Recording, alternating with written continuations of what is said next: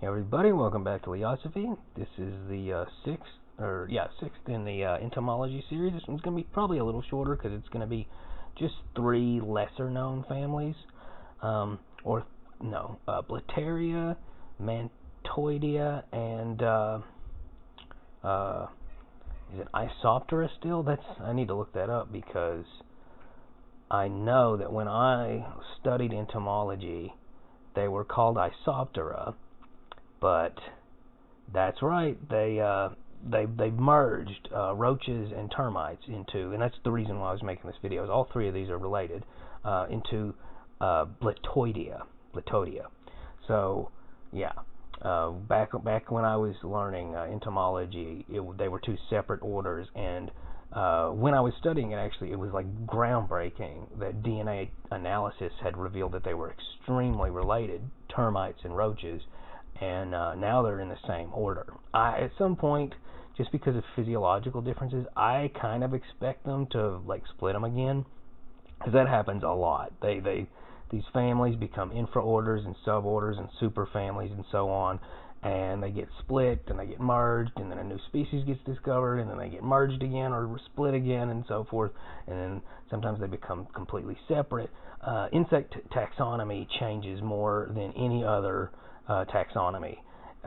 In a close second is arachnids, and you can see that just the past couple of years. Like Carabina was a new genus. It used to be Avicularia, and then they split Avicularia into three separate genera, including Avicularia, but also adding Ipabora and Carabina.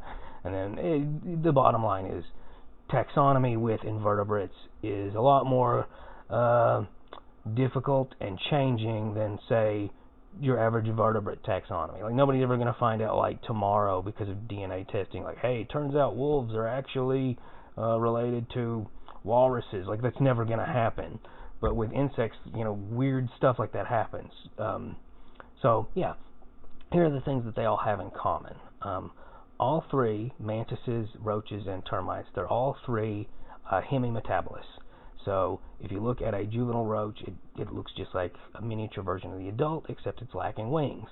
If you look at juvenile termites, they look just like the adults. In fact, they look just like the adult worker class, caste, whatever, except smaller. The only ones with wings in termites are the reproductive castes, and they have massive 4 big wings, very similar to dragonflies, which is why they were called Isoptera, because that means even wings, and they just have these 4 perfect, almost windmill-like looking wings.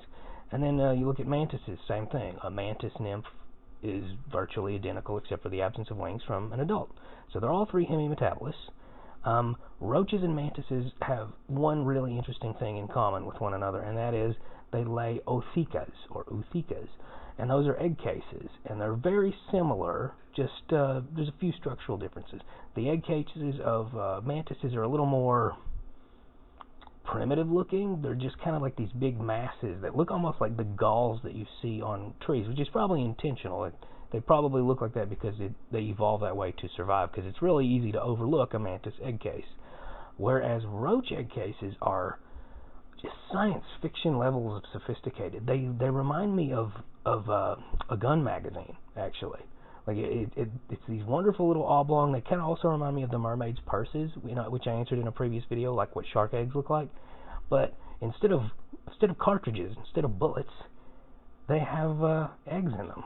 It's really like they're just the way they're arranged. Look it up. It's really interesting. Roach oothecas are interesting, and then when they're born, they're just little white roaches that their exoskeleton hardens, and they're just miniaturized versions of the adults. Same thing with mantises, same thing with termites, which is interesting, I think, simply in the sense that with termites, you would think that holometabolists setup would actually be kind of advantageous because they have a caste system similar to hymenopterans. In fact, they're the only other eusocial, or bordering on eusocial at the very least, insect. In other words, they have a caste system where a set few members of their family, their extended family, are reproductive castes that go on and mate and found new colonies, and then the vast majority are sterile workers who just pretty much serve the hive, and I don't mean that in the human sense. It's a lot more advantageous for them to do that.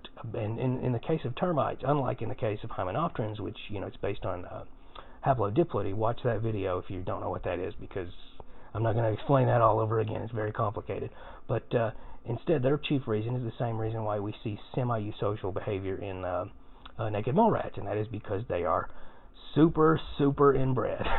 That's kind of how that came about in termites. That something that we find repulsive for humans, and with good reason, because it leads to all sorts of diseases and things being spread throughout entire populations.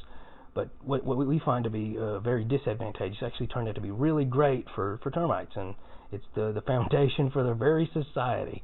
And let's see, what else do they all have in common?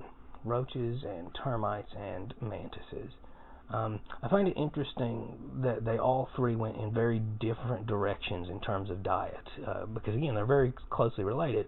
But then you look at termites. Termites evolved to eat cellulose, which they can't break down. They actually have to have an symbiont, in other words, an internal friend. We do too. Our gut bacteria is vital for our survival. Well, they have a special bacterium that allows them to break down cellulose. Without it, they would simply starve. On the flip side, they're very highly specialized. On the flip side, mantises have a much broader diet. They are obligate predators. They only eat live prey for the most part. They're, in the case of being in human captivity, people are sometimes able to feed them like raw hamburger meat and stuff, but they have to simulate that it's moving in order for them to take an interest in it, because these are not scavengers. They are obligate predators. They have to take down a living thing. It's in their instinct for feeding. But they can eat a wide variety of different prey. For the most part, it's other invertebrates, especially other insects. But every now and again you'll see one eat a tiny bird or a tiny mouse or something like that, a vertebrate. But most broad of all, though, would be roaches. They definitely won the lottery when it came to versatility.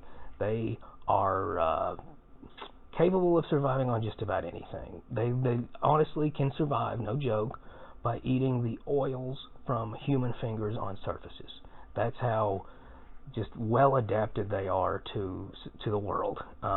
Some of them, they all have different preferences, different species. There's like 1,200 different species of roaches, and only 3 are pests: the American, the German, and the Oriental.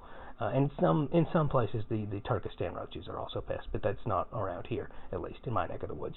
But they can eat almost anything, but they do prefer, for the most part, fresh fruits and fresh vegetables. But they're definitely not averse to eating anything else. They do eat meat for protein. Their diet is remarkably similar to ours, which is why some of those species have evolved alongside us and become pests. It's because they happen to like the same things we do. They love oranges, for example, and other citrus fruits. And it's interesting. At one point, I was breeding some as feeder animals for some of my pets, and I gave them.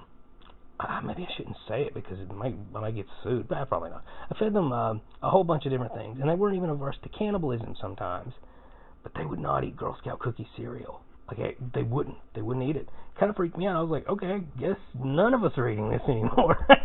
No joke. I was freaked out. Like, why didn't they want to eat it?